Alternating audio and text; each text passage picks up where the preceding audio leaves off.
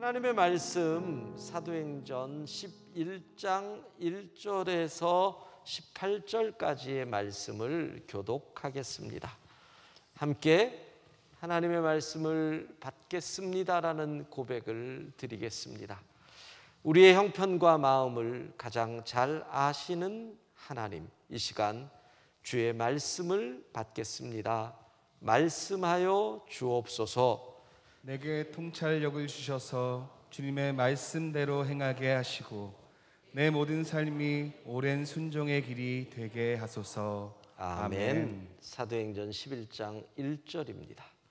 유대에 있는 사도들과 형제들이 이방인들도 하나님의 말씀을 받았다 함을 들었더니 베드로가 예루살렘에 올라갔을 때에 할례자들이 비난하여 이르되 내가 무할례자의 집에 들어가 함께 먹었다 하니 베드로가 그들에게 이 일을 차례로 설명하여 이르되 내가 욥바시에서 기도할 때 황홀한 중에 환상을 보니 큰 보자기 같은 그릇이 내 귀에 매어 하늘로부터 내리어 내 앞에까지 드리워지거늘 이것을 주목하여 보니 땅에 네 발 가진 것과 들짐승과 기는 것과 공중에 나는 것들이 보이더라. 또 들으니 소리 있어 내게 이르되 베드로야 일어나 잡아 먹으라 하거늘 내가 이르되 주님 그럴 수 없나이다. 속되거나 깨끗하지 아니한 것은 결코 내 입에 들어간 일이 없나이다 하니 또 하늘로부터 두 번째 소리 있어 내게 이르되 하나님이 깨끗하게 하신 것을 내가 속되다고 하지 말라 하더라. 이런 일이 세 번 있은 후에 모든 것이 다시 하늘로 끌려 올라가더라. 마침 세 사람이 내가 유숙한 집 앞에 서 있으니 가이사랴에서 내게로 보낸 사람이라. 성령이 내게 명하사 아무 의심 말고 함께 가라 하시매 이 여섯 형제도 나와 함께 가서 그 사람의 집에 들어가니 그가 우리에게 말하기를 천사가 내 집에 서서 말하되 내가 사람을 욥바에 보내어 베드로라 하는 시몬을 청하라. 그가 너와 내 온 집이 구원받을 말씀을 내게 이르리라 함을 보았다 하거늘 내가 말을 시작할 때 성령이 그들에게 임하시기를 처음 우리에게 하신 것과 같이 하는지라. 내가 주의 말씀에 요한은 물로 세례를 베풀었으나 너희는 성령으로 세례를 받으리라 하신 것이 생각났노라. 그런즉 하나님이 우리가 주 예수 그리스도를 믿을 때 주신 것과 같은 선물을 그들에게도 주셨으니 내가 누구이기에 하나님을 능히 맡겠느냐 하더라. 그들이 이 말을 듣고 잠잠하여 하나님께 영광을 돌려 이르되 그러면 하나님께서 이방인에게도 생명 얻는 회개를 주셨도다 하니라. 아멘. 자, 베드로와 고넬료의 만남의 소문이 예루살렘 교회까지 퍼져 왔습니다. 그 일로 인해서 예루살렘 교회에 갈등이 생긴 것, 그리고 그 갈등이 어떻게 해결되느냐 하는 게 오늘 본문의 내용입니다.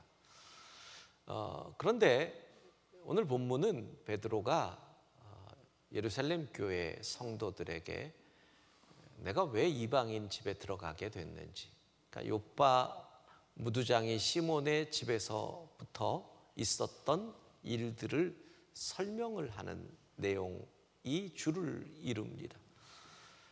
우리가 사도행전 10장에서부터 지금 이 본문을 계속 보고 있기 때문에 사실 이 본문이 너무나 익숙하지요. 제가 벌써 몇 번 설명을 했을 겁니다. 그래서 똑같은 얘기를 반복하는 것이 그래서 오늘은 극으로 11장 1절부터 18절까지를 스킷 드라마로 재구성을 했습니다. 제가 설명하는 것보다는 훨씬 집중이 좋으실 것 같아서요. 이 드라마를 보고 말씀을 이어가겠습니다.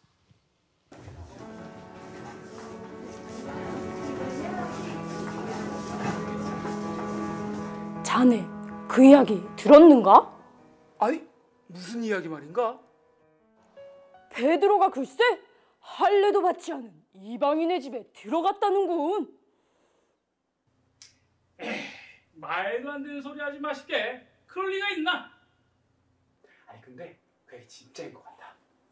내가 최근에 들었는데 베드로가 글쎄 이방인의 집에 가서 음식도 나눠 먹고 하나님의 말씀도 전했다지 뭐야? 아니 그게 지금 정말인가? 아니 율법을 그렇게 당당히 어기다니. 이건 그냥 넘어갈 수 없는 문제야. 우리 지금 당장 베드로의 집으로 쳐들어갑시다. 이보시오 베드로, 어서 나와보시오. 무슨 일로 찾아왔습니까? 네? 도저히 이해가 안 가는 소문을 들어서 말이오. 당신 정말로 할례도 받지 않은 그들과 같이 음식도 먹고 율법을 어겼단 말이오? 그렇습니다만 아니 뭐라고?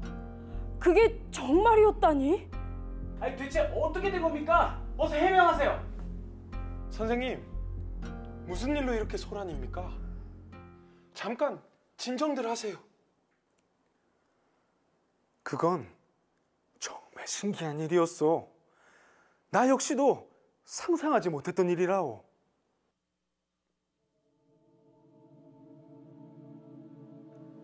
아니, 이 안에 담긴 것은 온갖 부정한 것들 아닌가? 닿지 않게 조심해야겠어. 베드로야, 일어나 잡아먹으라. 주님, 그게 무슨 말씀이십니까? 이런 속되고 더러운 짐승을 잡아먹으라니요. 저는 율법을 절대로 어길 수 없습니다. 하나님이 깨끗하다 하신 것을 네가 속되다고 하지 말라. 주님, 이게 무슨 뜻입니까? 도무지 알 수가 없습니다. 환상에서 깨어나서도 심장이 두근거려서 어찌할 수 없었지요. 주님께서 무슨 일을 하시려는지 도무지 알 수가 없었습니다. 선생님의 이야기를 다시 들어도 그건 정말 신기한 일이었어요. 마침 그때 가이사랴에서 온 손님들이 왔다니까요. 고넬료라고 하는 사람이 보낸 이들이었죠. 고넬료라고요? 설마 그게?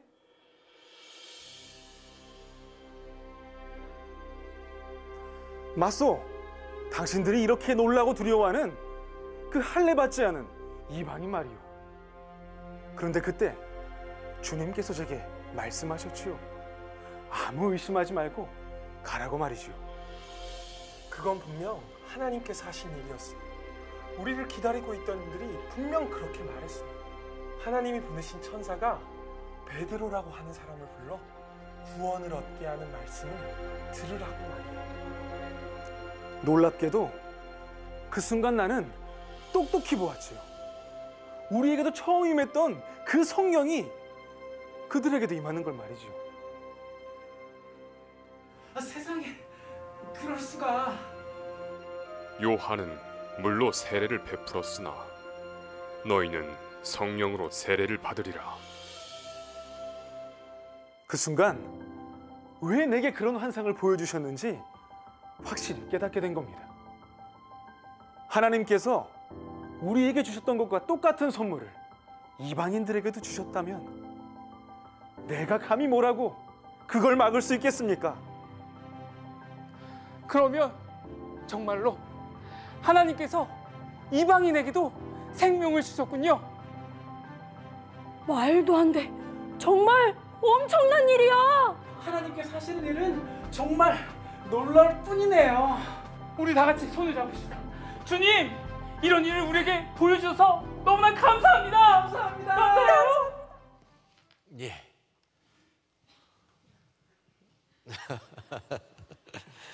예, 열연이죠.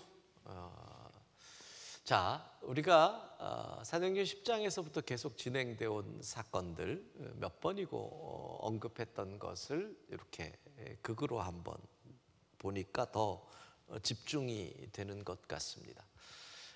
초대교회 성도들의 비난, 무엇을 가지고 비난한 것이냐 하면 3절을 읽어 보겠습니다. 이르되 내가 무할례자의 집에 들어가 함께 먹었다 하니. 이 한 절의 말씀에서 지금 초대교회의 성도들의 갈등이 무엇인지, 초대교회 성도들의 고민의 내용이 무엇인지를 다 볼 수가 있습니다. 유대인들이 이방인과 함께 식탁에서 먹었다. 요거 하나로 인해서 베드로가 했던 모든 일들이 부정되고 있는 그것이 오늘 본문입니다. 그런데 곰곰이 생각해 보면 이러한 일들은 교회의 역사에서 계속 반복되어 온 일이라는 겁니다. 복음이 들어가면 그 복음이 주려고 하는 본질보다는 지역적인 문제로 끊임없이 그 공동체의 갈등을 일으킵니다. 우리나라의 초기 교회에서 일어난 사건들도 비슷하잖아요. 어떻게 양반이 천민과 함께 예배드릴 수 있느냐, 이런 갈등 알고 있습니다. 어떻게 남자와 여자가 같이 예배드릴 수 있느냐, 어떻게 이방인과 유대인이 함께 할 수 있느냐.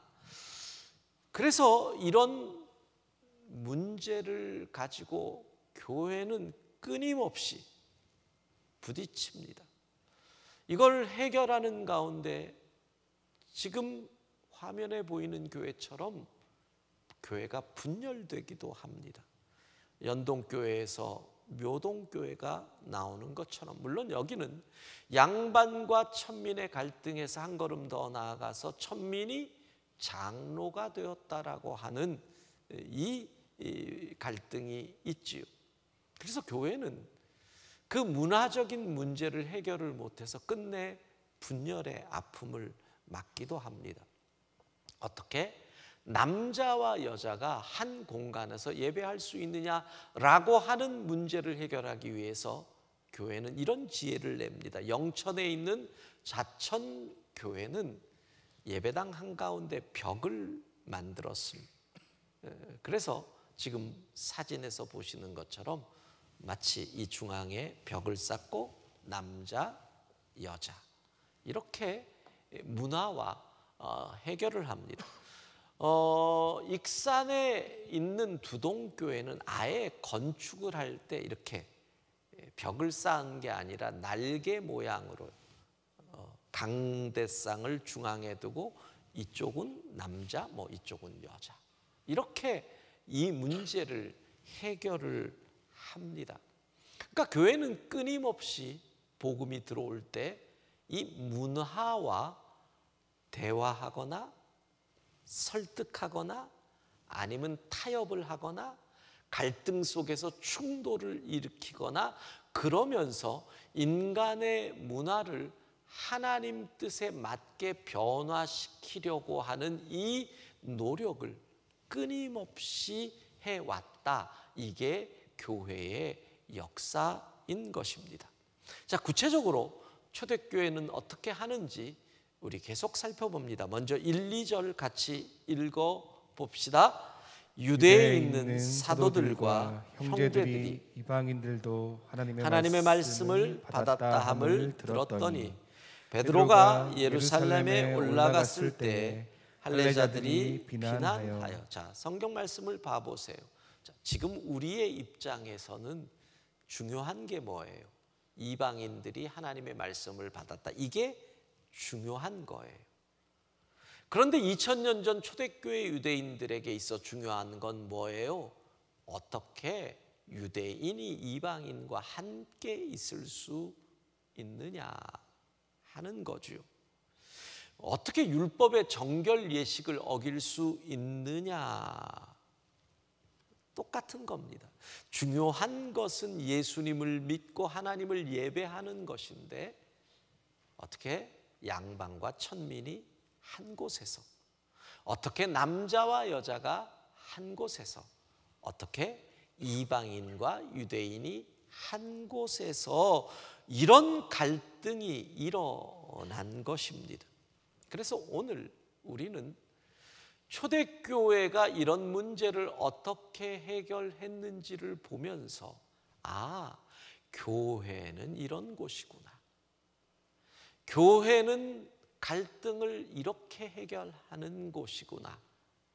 교회는 어떤 곳인가를 우리가 함께 생각하려고 합니다. 초대교회에서 일어난 갈등과 사건을 통해서 교회가 어떤 곳인가를 배웁니다. 첫 번째, 교회는 구원을 위한 공동체입니다. 따라해 볼까요? 구원을 위한 공동체.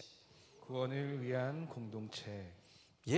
오늘 본문은 구원이라고 하는, 한 영혼을 구원하는 하나님의 가장 중요한 일을 수행하는 교회 공동체가 지역적인 문제로 인해서 갈등이 일어나는 것을 보여주고 있습니다. 그렇습니다.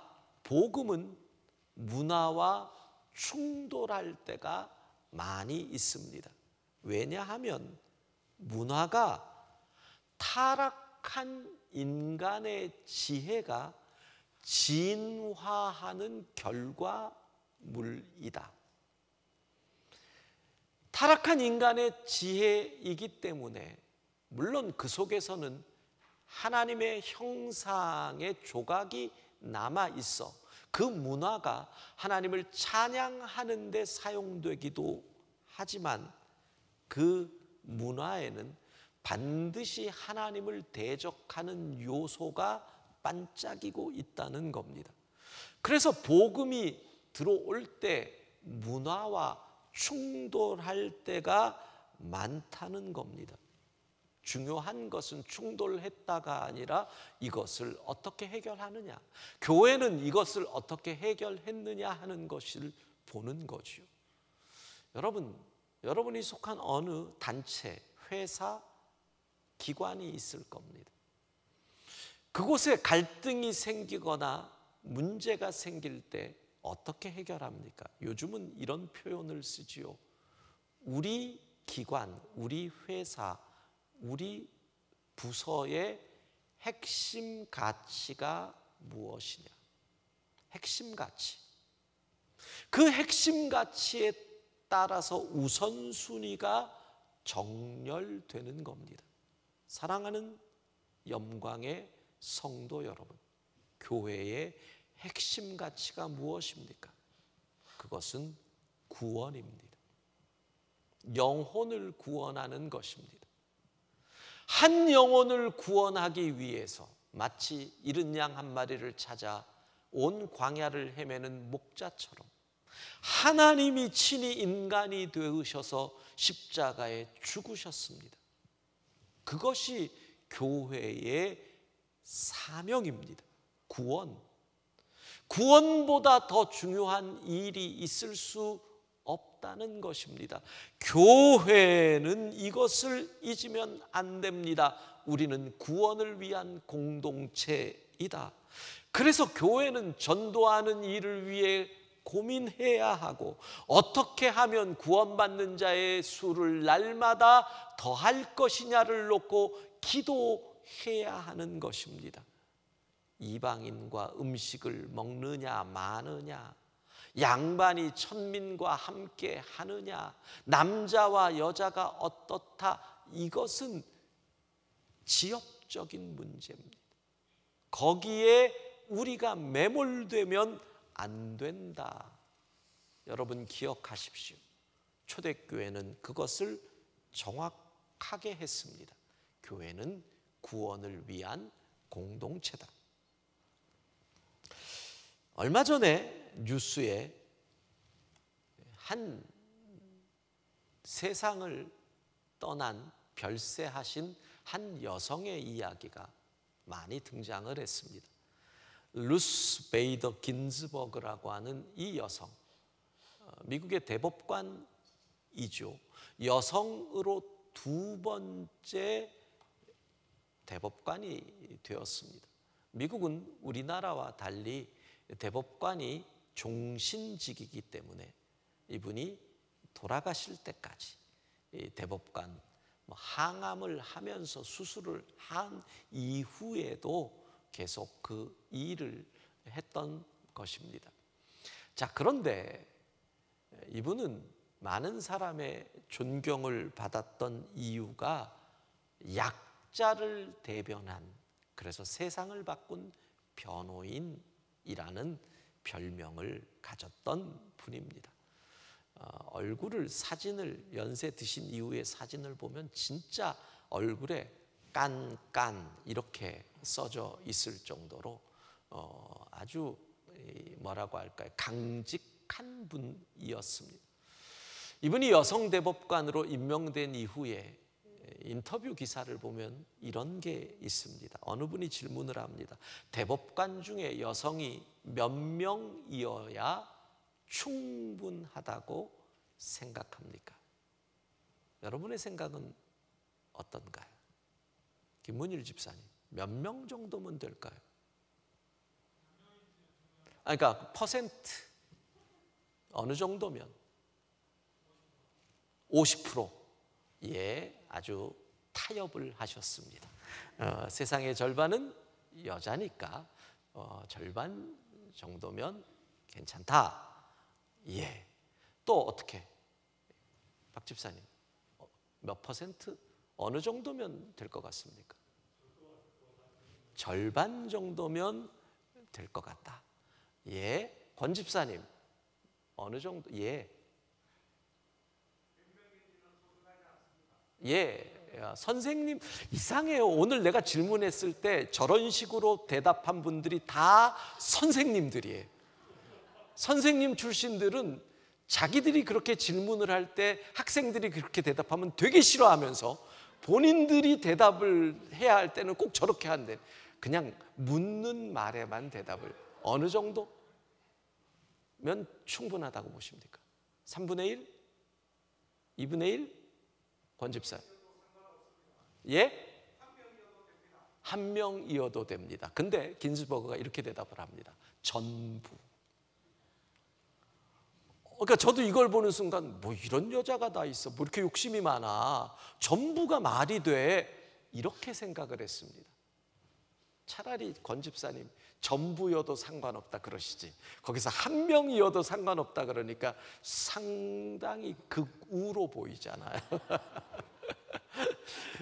근데 이 긴즈버그의 그 다음 대답이 제 머리를 꽝 때렸습니다. 이렇게 대답을 합니다.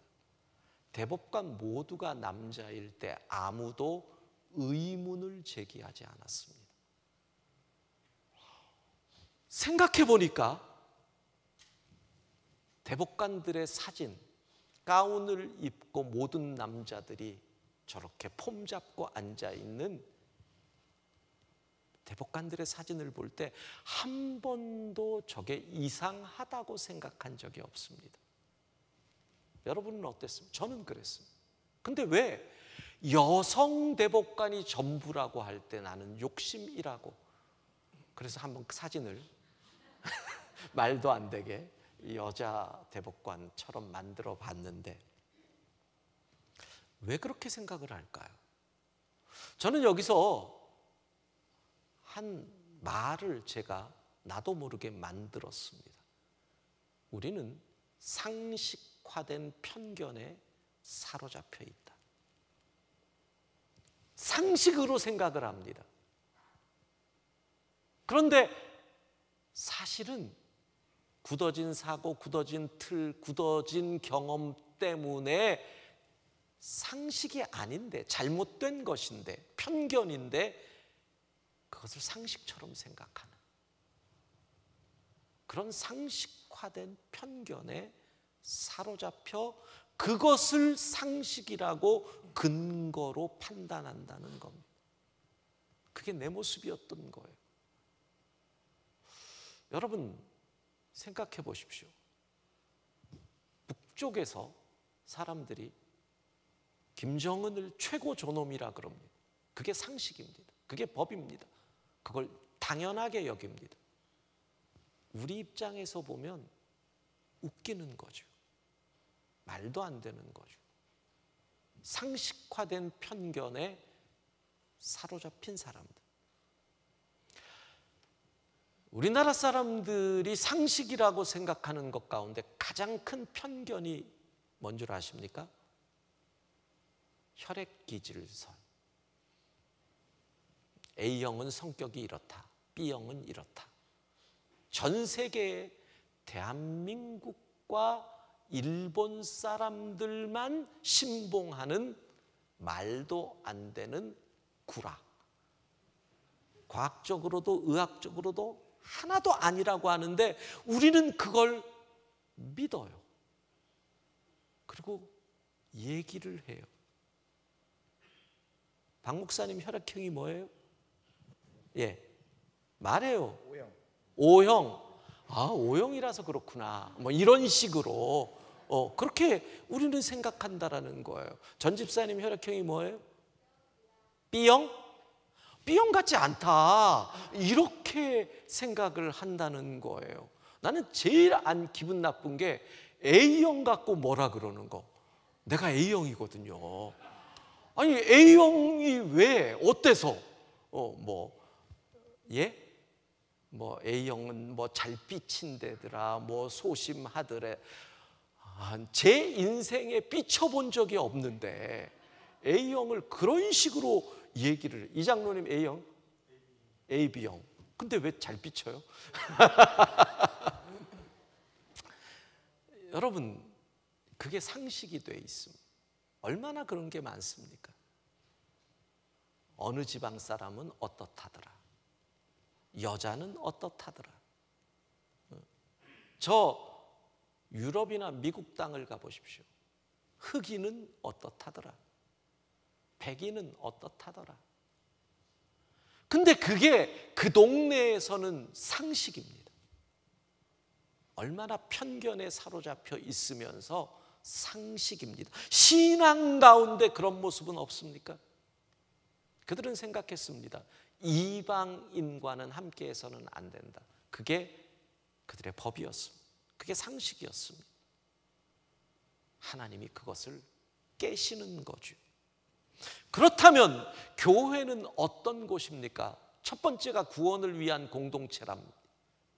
교회는 어떤 곳입니까? 구원을 위해 하나님의 뜻이라면 내 뜻과 안 맞아도 100% 하나님의 뜻을 수용하는 공동체. 그게 교회입니다. 문제는 특별히 이 시대는 내가 중요한 시대입니다. 내 생각이 진리다라고 하는 시대입니다. 그러면 내 생각과 내 판단의 기초는 무엇입니까? 말씀입니까? 아닙니다. 나의 지식, 나의 경험, 그리고 내가 자라온 문화적 배경이 기초입니다. 만약에 우리의 생각의 기초가 말씀이라면 우리의 생각과 판단은 하나님의 뜻에 맞을 텐데, 문화와 지식과 생각, 그런데 지금의 사조는 너의 생각이 옳아. 그래서 우리의 생각과 하나님의 뜻이 안 맞을 경우가 많다라는 겁니다. 하나님의 뜻을 수용하는 공동체라는 것은 무엇입니까? 겸손한 공동체라는 뜻입니다. 왜? 내 생각을 버려야 되거든요. 하나님의 뜻을 수용하기 위해서는 철저히 내 생각을 버려야 됩니다. 남자와 여자는 같이 할 수 없어. 버려야 됩니다. 양반과 천민이 함께 할 수 없어. 버려야 합니다. 이방인과 유대인이 함께 할 수 없어. 2000년을 내려온 전통일지라도 하나님의 뜻이 아니라면 버려야 합니다. 얼마나 겸손해야 할까요? 교회는 하나님의 뜻을 수용하는 공동체입니다. 여러분, 신앙생활 10년, 20년 하면 우리는 언제나 하나님의 뜻을 묻습니다. 그런데 많은 경우 우리가 묻는 하나님의 뜻이 면피용일 때가 많습니다. 결정하기 전에 통과 의례, 나중에 하나님의 뜻을 물었다고 이야기하려고. 하나님의 뜻을 묻는다는 것은 내가 피해볼 각오를 하는 것이고, 하나님의 뜻을 묻는다면 그 뜻을 위해서 내가 손해볼 각오가 돼 있어야 하는데, 그냥 하나님의 뜻 한번 물어보고 통과하는 면피용 하나님의 뜻이 얼마나 많습니까? 하나님의 뜻을 수용하는 공동체. 오늘 본문은 이렇게 마무리됩니다. 18절 함께 읽습니다. 그들이 이 말을 듣고 잠잠하여 하나님께 영광을 돌려 이르되, 그러면 하나님께서 이방인에게도 생명 얻는 회개를 주셨도다 하니라. 내 판단과 내 생각을 고집하던 초대교회 성도들이 베드로의 이 설명을 듣더니 아멘, 그리고 하나님께 영광을 돌리고 다 받아들입니다. 저는 이 본문을 읽으면서 참 싱겁다라는 생각이 들었습니다. 그러니까 갈등과 분열의 크기가 100인데 그러면 이게 꽝 터져야 되는데 그냥 꼬리를 내린다, 이런 느낌이 든 거지요. 왜 그럴까요? 초대교회의 특징입니다. 초대교회는 교회의 결정을 승패로 보지 않았습니다. 잘 생각하십시오. 우리는 한 단체 안에서도 누구는 A를 주장하고 누구는 B를 주장할 때 A가 결정되면 B는 졌다, 이렇게 생각을 합니다. 그러면 이거는 아주 치열한 싸움이 되죠. 근데 초대교회는 그렇지 않았습니다. 나는 A가 하나님의 뜻이라고 생각하고 저 사람은 B가 하나님의 뜻이라고 생각해서 치열하게 이야기를 합니다. 그러나 그들은 겸손했습니다. A가 하나님의 뜻임을 결정할 때 B는 기뻐합니다. 아, 이게 하나님의 진짜 뜻이었구나. 우리 모두가 함께 하나님의 뜻을 따라갈 수 있음을 기뻐하고 하나님께 영광을 돌린다. 이게 초대교회였습니다. 그러니까 이렇게 큰 갈등 같은데 그냥 문제가 싹 해결이 됩니다. 뒤끝이 없었단 말입니다. 일반적으로 내가 고집했던 게 안 되면 뒤끝이 얼마나 남습니까? A형, 예? 아, 나도 안 되지. 예. 뒤끝이 남는 겁니다. 내가 졌어, 화가 나는 겁니다. 그러지 않았습니다. 아, 이게 하나님의 뜻이구나. 겸손하게 내려놓습니다. 그럴 수 있었던 이유가 있습니다. 초대교회는 세 번째로 성령의 역사를 인정하는 공동체였기 때문에 그렇습니다. 이것이 성령의 이끄심이다. 여러분, 이게 얼마나 중요한지 모릅니다. 세 가지 교회 가운데서 지금 이 시대의 교회의 가장 필요한 부분이 저는 세 번째라고 생각합니다. 성령의 이끌리심에 따라가는 교회. 왜냐하면 우리는 너무 이성이 발달한 시대에 살고 있습니다. 지성이 발달한 시대에 살고 있습니다. 그러다 보니까 성령의 그 역사를 체험하지 못한 분들이 교회에 너무나 많은 겁니다. 그러면 보세요. 어떻게 그렇게 따를 수 있었는가? 지금 초대교회 모든 성도들은 오순절의 성령의 역사를 체험했거든. 오순절 마가의 다락방에서 임했던 그 성령의 역사를 체험했기 때문에 베드로가 성령 하나님의 개입을 얘기하는 순간 그들은 알았던 겁니다. 아, 하나님의 역사다. 왜? 내가 경험했으니까. 인간의 이성을 초월하는 하나님의 신비를 인정하는 순간 한 마음이 되는 거죠. 생각해 보십시오. 이 시대의 교회들, 집단, 교회라고 하는 한 단체를 생각해 보십시오. 모든 단체는 이끌어가는 사람의 특징이 뭡니까? 그 단체에 오래 있었다. 그런데 교회가 그 단체에 오래 있었다만라는 이유로 이끌어간다면 교회는 심각해집니다. 오래 있은 걸로 되는 게 아니기 때문에 그렇습니다. 성령의 역사를 체험하지 않은 사람이 단순히 오래 있었다는 이유로 이끌어가는 자가 된다면 그는 자신의 경험과 자신의 생각과 자신의 지식과 자신의 문화적 배경으로 결정할 수밖에 없을 것이고, 그리고 그것을 이렇게 얘기할 겁니다. 이게 하나님의 뜻이다. 그러면 교회는 심각한 갈등으로 무너지는 겁니다. 사랑하는 여러분, 성령의 역사에 순종하는 우리 교회 되기를 소망합니다. 세 가지입니다. 초대교회를 통해 배웁니다. 핵심 가치, 구원을 위한 공동체. 그 구원을 위한 공동체가 되기 위해서는 하나님의 뜻을 분별하고 100% 수용해야 합니다. 겸손하라는 겁니다.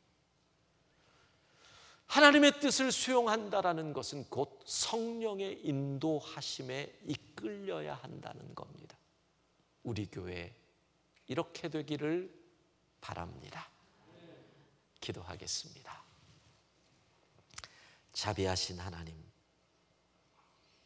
구원을 위하여 우리를 부르신 그 하나님의 뜻대로 내 생각, 내 판단 내려놓고 하나님의 뜻대로 성령의 인도하심에 순종하는 우리 교회 되게 하여 주옵소서.